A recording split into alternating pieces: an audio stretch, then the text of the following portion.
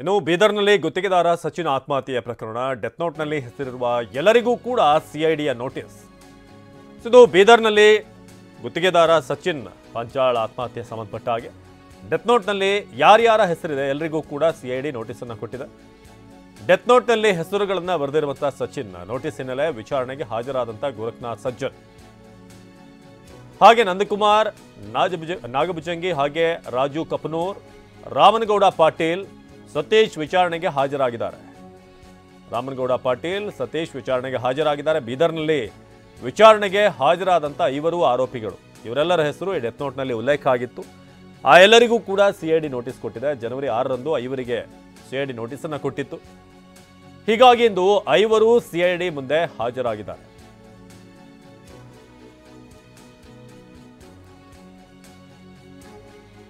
ನಮ್ಮ ಪ್ರತಿನಿಧಿ ಸುರೇಶ್ ಇವರನ್ನ ಮಾತನಾಡಿಸಿದ್ದಾರೆ, ಬನ್ನಿ ನೋಡೋಣ.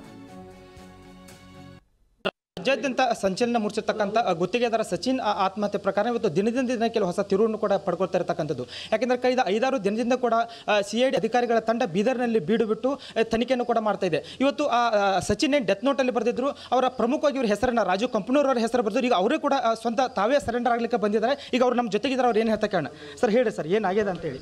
ಸರ್, ನಾನು ಇವತ್ತು ನೋಟಿಸ್ ಕೊಟ್ಟಿದ್ದಾರೆ. ಸಚಿನ್ ಪಂಚಾಳಿಯನ್ನು ಆತ್ಮಹತ್ಯೆ ಮಾಡ್ಕೊಂಡೇನ ಅದ್ರ ಪರವಾಗಿ ನನಗೆ ಅನ್ಕರೆಯಿಂದ ಸಿಐಡಿದವ್ರು ಅನ್ಕರೆ ನೋಟಿಸ್ ಕೊಟ್ಟಿದ್ದಾರೆ. ನೋಟಿಸ್ ಬದ್ಧವಾಗಿ ನಾವು ಇವತ್ತು ವಿಚಾರಣೆಗೆ ಬಂದಿದ್ದೀವಿ. ಬೀದರಿಗೆ ಬಂದು ವಿಚಾರಣೆ ಏನಾಗ್ತದೆ ನೋಡ್ತೀನಿ, ನೋಡಿ ಅದಕ್ಕೆ ನಾನು ಸಪೋರ್ಟ್ ಮಾಡ್ತೀನಿ. ಈಗ ನಾನು ಏನು ಇದ್ರ ಬಗ್ಗೆ ಡೀಟೇಲ್ಸ್ ಮಾತಾಡಲ್ಲ. ಮುಂದೆ ಅನ್ಕರ್ ಇದೇನಾಗ್ತದೆ ಕಾನೂನು ಏನು ಮಾಡ್ತದೆ ಅದಕ್ಕೆ ನಾನು ಬದ್ದಾಗಿರ್ತೀನಿ ಅಂತ ಹೇಳೋ ಮಾತು ಹೇಳೋದು. ಸರ್, ನೋಟಿಸ್ ಯಾವಾಗ ಕೊಟ್ಟರು, ಯಾತೊಳಗೆ ಏನು ಬರೆದಿದ್ದಾರೆ ಅಂತ ನೋಟಿಸಲ್ಲಿ? ನೋಟಿಸಲ್ಲಿ ಏನು ಬರೋದು ಅದ್ರ ಡೀಟೇಲ್ಸ್ ನಾನು ನೋಡಿದ್ದೀನಿ. ನಮ್ಮ ವಕೀಲರು ಮಾತಾಡ್ತಾರೆ ಅದ್ರ ಬಗ್ಗೆದಾಗ ಮಾತಾಡ್ತಾರೆ. ಅದಕ್ಕೆ ನೋಟಿಸ್ ಅಂಕರ್ ತೊಗೊಂಡು ನಾವು ಬಂದೀವಿ. ನಿನ್ನೆ ಬರ್ಬೇಕಂದಿದ್ದು, ನಿನ್ನ ಬೀದರ್ ಬಂದಿದ್ದಕ್ಕೆ ಬರೋಕ್ಕಾಗಿಲ್ಲ. ಅದಕ್ಕೆ ಇವತ್ತು ಬಂದು ನಾವು ಹಾಜರಾಗ್ತಾ ಇದ್ದೀವಿ. ಅದರಲ್ಲಿ ತುಂಬ ಆರೋಪಗಳ ಹೆಸರಿದೆ ಸರ್. 5-7 ಜನ ಹೆಸರಿದೆ. ಅಥವಾ ನೀವು ಒಬ್ಬರು ಕೊಟ್ಟಿದ್ದಾರೆ ಅಥವಾ ಎಲ್ಲರೂ ಒಮ್ಮೆ ಹೋಗ್ತಿದ್ದಾರೆ, ನೀವು ಒಬ್ಬರು ಹೋಗ್ತಿದ್ದಾರೆ? ಈಗ ಇಲ್ಲ, ನಾವು ಈಗ ನಾವು 4 ಜನ ಹೊಲತ್ತೀವಿ ರೀ. ಸರ್, ಏನು ವಿಚಾರ ಅಂತ, ಏನು ಅವ್ರ ನಡುವೆ ಸಂಬಂಧಗಳು ಇದ್ವಾ ಅಥವಾ ಏನಾದ್ರು ಗೊತ್ತಿದೆ ಏನಿತ್ತು ಅಂತ?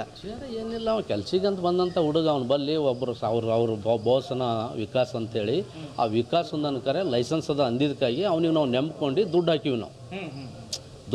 AMD ದುಡ್ಡು ಹಾಕಿವಿ ನಾವು. AMD ಟೆಂಡರ್ ಅನ್ಕರೆ ಇದು ಟೆಂಡರ್ ಬಿಟ್ಟದ. ಟೆಂಡರ್ ಬಿಟ್ಟಿದ್ದು ನಮಗೆ ಗುರ್ತಿತ್ತು.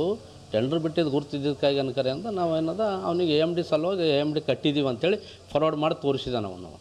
ಹಿಂಗೆ ಮಾಡಿ ಏರ್ಪೋರ್ಟದು ನಮಗೆ 5-6 ತಿಂಗಳು ಒಯ್ದ. ಆನಂತರ KRDBದು ಒಂದು 3-4 ತಿಂಗಳು ಒಯ್ದ ನಂತರ ನಾವು ರಾಮನಗೌಡ ಅಂತೇಳಿ ನಮ್ಮ ಫ್ರೆಂಡ್ ಇದ್ದಾರೆ, ಅದರಲ್ಲಿ ಹೆಸರಿದೆ ಅವ್ರದ್ದು.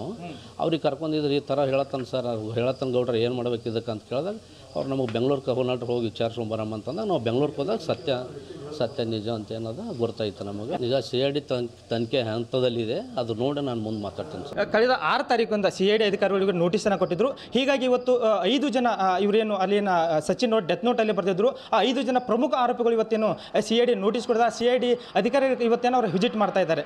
ಕ್ಯಾಮ್ರಾಮನ್ ಕೃಷ್ಣ ಜೊತೆ ಸುರೇಶ್ ನಾಯಕ್, TV9 ಬೀದರ್.